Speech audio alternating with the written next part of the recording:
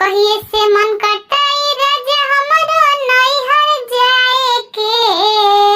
कहिए से मन करता ई राजा हमरो नैहर जाए के। ई राजा चलो ना ओई जे होई है लालन हमार। ई राजा चलो ना मायके होई है लालन हमार। मायके में अम्मा हमरो देवता जगाई है हो। देवता जगा के राजा नेग भर मोई है। जानते तो बाड़ो ई राजा तोहर आमा कमजोर। जानते तो बाड़ो ई राजा तोहर आमा कमजोर। ई राजा चलो ना मायके होई है लालन हमार।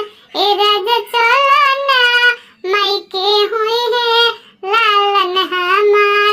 मायके में भाभी हमर मेवा बनाई है हो।